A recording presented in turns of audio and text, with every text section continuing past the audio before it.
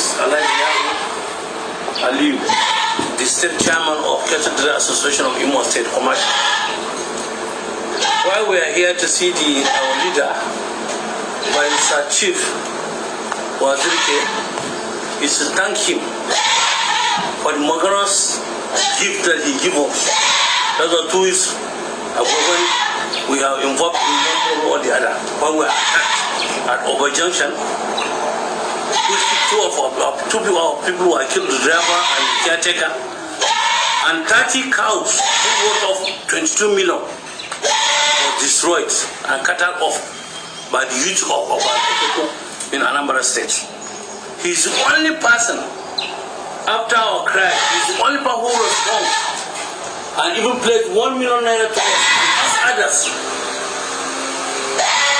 to sympathize with us. Some are responding and some have not. So we only come today to pay a personal visit and thank him for what he did to us. I'm here with my children. I have the branch chairman of Obese Cattle Market. I have the second power of Imo State here. I have Dauda, who is the Assistant Secretary, Dauda Jelly, and I have my PRO, which is Ibrahim Salih. Sir, we thank you very much. Thank you, sir. Thank you. Thank you very much. Thank you so much. Thank you. Thank you so much. You are welcome. You are welcome. Thank you, sir. Actually, you came yesterday and they brought all this. Please, I want people to see and show them. They brought a lot of yams here, tubers of yams and goats to thank me. They came yesterday. I said, no. When I gave you money, this little amount of money, what is 1 million today? You lost a lot of money, but I was able to give you only 1 million. So when you came back, I said, no, when I gave this money, the whole world had it, was on social media. So if you come today, and give me something, kind of things you brought, and I take them, that the world knowing about it, I'm not being fair. I said the world will see you people, that you are very grateful people, you are very responsible people, you are peace-loving people, you are good people. That's why I said today, your people will come. So my secretary will be around to record it live. I thank you people. I thank you people. You see, relationship should be demonstrated. Friendship should be demonstrated. Peace should be demonstrated. Not flying the kite or going on the social media preaching peace when in your heart there's no peace. That is what I want the world to know. Many of you have been here for years. Many of you were even born here. Yes. So we cannot for any reason start quarreling with you because of any mistake. We know that for some time now, since Buhari became the president, so many people came into Nigeria as cattle herders. Some of them started carrying guns, harassing our people in the farms. We know that. But it doesn't affect you people who have been with us for years. We know you. You have been contributing to the economy of this state. You have been peaceful. You have been with us. So that can never spoil our relationship. The same way we are asking our people over there to remain peaceful in the northern regions, to conduct themselves well. And I'm very happy. You see, at the time there was this 90 days debacle in the north, I was the person that traveled to our house in Kanu with Alhaji Mustafa, my friend. The outside leaders came to that place. I pleaded with them. The youths, that was withdrew the 90 days ultimatum. Since then, up to today, there have been no problem with our people in the north. Yes. Because that one youth later came here. After Professor Nnamdi came here and assured me there was no problem again. Then later that one youth came here and assured me there was no problem. Since then up till now, there have been no problem. I remain grateful to them. Amen. You understand it?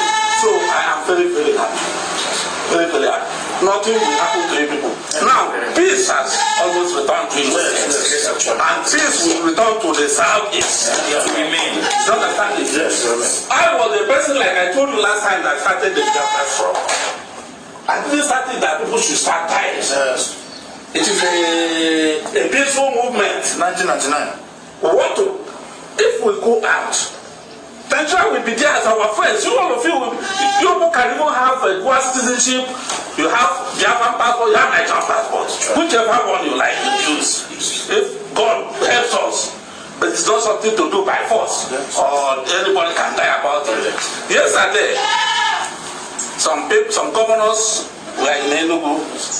They were doing meeting with some people. They came up with some community, which I even say here. Part of that community I support. The other part I don't support. The one I support is condemning evil, condemning all those who are killing policemen, killing soldiers, burning police stations. I condemn that too. Anybody who kills policemen, kill soldiers, kill foreigners, kill our outside men for any reason, I condemn it. I also condemn even the cattle bearers who were in the bush with AK-47 killing our people. I condemn it. It's not good. I'm using this opportunity that you people are here now to tell you that peace must be returned to Imo State and Igbo land. And because of this, last time about a few days ago, about 3-4 days ago, the United Nations invited me as the leader of Biafra to speak on their platform, on their forum. That's the first time a Biafra leader was allowed to speak in the United Nations forum. I'm satisfied with that. I'm okay. Yes. It's because of my peaceful approach. They invited me. If I was the terrorist or violent, they wouldn't invite me. So with that, I have assumed the position of the father in the struggle to bring peace, to bring people together. And this peace and fatherly position I have taken today will bring peace in Igbo land to make this place sustain it. Yes. And because of this, I have forgotten to forgive all those who have offended me, including Nnamdi. I was the person that appointed him, my representative in London. I went to London, opened the radio for him, appointed him to take care of that radio. The radio member you are having of London belongs to me. I know. But along the line, He changed. But I forgive him now, today. Because of the fact that I'm my father now, so recognized by the United Nations. Yes. I've gotten all I want. What is? What is? I'm a father, and this will bring peace in the land. Some time ago, somebody asked me, a very prominent person, what will I forgive Nnamdi Kanu? Will I allow him to come back to me? I say on one condition: if he denounces violence, if he stops preaching violence, I will accept him back. And I use this forum to ask him to stop preaching violence, to accept non-violence.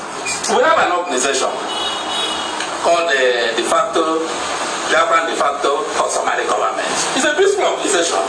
Why I'm a member and my organization is a member is because they're peaceful. We are all peaceful. So I call him to come to that organization, to be part of it. Most of the problems he may face today, I will solve it for him. I will beg on his behalf. Yes. Let there be peace. Yes, sir. Please. We need peace to be done. It's not as if he has no points. He has some points. Our people are neglected. I started this struggle in 1999 because our people were being killed in the north because of the killing of our people. That time in Denmark, there was a cartoon against Prophet Muhammad. May his soul rest in peace. Then our people were being killed in Kanu, and all these places. For something that happens in Denmark, what is our problem with that? No. So I didn't like it. I said, okay, fine. Instead of our people to be killed, let us say on our own. That was exactly also what we did. So I want to start the process of bringing peace in Igbo land. I want to start the process. I will never criticize anybody again. I'll never talk against anybody again. And through this process now, none of my members will criticize anybody. Amen. I will make sure that I calm Nnamdi Kanu down. Carry us along. He's my boy. He has been my boy. Yes. But all of a sudden, everybody likes popularity and all that. I don't hold it against him. What I don't buy against the governors, the one I say I will say against them. You don't come out in the open to say you disown your own people. You tell the world you disown those who are agitating for Biafra because you want to please your masters in Abuja And displace your own. They know that you're not telling the truth. Those people you want to please know that you're not telling them the truth. Just last time, Chief former governor of Imo State, Roger Okorocha came up and said that during his regime, that he gave Biafra group 500 million. I know many of you must have. You saw it. Yes. You see, he gave Biafra group 500 million naira. Why didn't he say it that time he was the governor? He didn't say it, but he's saying it today because no more the governor. Most of these governors today who are disowning Biafra groups, they're doing the same thing. But lying. They're playing those rich. They know that they are lying. We know so many of them who are sponsoring all this insurgency, all this insecurity. Many of them are sponsoring it. Okay. Governor Kobo now, the governor of Imo State, he said last time that preliminary investigation into the crisis in Owerri, the breaking of government house, police station and prisons, was by politicians. You said it, by politicians. Who are these politicians? Yes. The former governors, former members of the House of Reps, and the senators. They are the people doing all these things. They are even the people using all these pro-Biafra groups that are violent to perpetrate all these things. But even they come, they hide, play those streets as if people don't know them. So these people, these things are bad. That area I don't agree with them. We know what is democracy. If you say you believe in one Nigeria, fine, demonstrate it. Yes. By bringing peace. Yes. Demonstrate it, not talk by mouth. You say if you want one Nigeria, who did you consult? Somebody like me, I started the struggle in 1999. You are doing in a meeting, you are meeting in the you never invited me. Then you say you believe in one Nigeria. Did you ask those who said they want Biafra? Why they are saying they want Biafra? You never asked us. That's not democracy. It's not democracy. They are saying it because they know that many of them were not elected democratically. I know how many of them we arranged their elections. Okorocha himself, it was in my house, in my parlor in the village. I gave him the ticket of Aga in 2011. Single-handedly, we disqualified all those. Because Ojuku told me that time to choose anybody I like in Imo State and make the government. He gave me the ticket of that Abga. I gave it to Okorocha. Not just Okorocha. I was the person that gave him ticket of Abga in my panel. Well ahead of those who were. They were not even a member of Abga. Yes. Well ahead of many other people. Other candidates. We managed his election. Manage the election for him to win. Manage, I know what I mean by manage against PDP for him to win that election. It was arranged election. Is it in another state? We brought somebody, a retiree, somebody who retired from his job as a banker in America. Ticket gave to him ahead of all governorship aspirants. He was not a member of Africa. We gave him the ticket and managed to make him win. He won. Now the people now in coasting as Igbo leaders. We know how we manage all of them.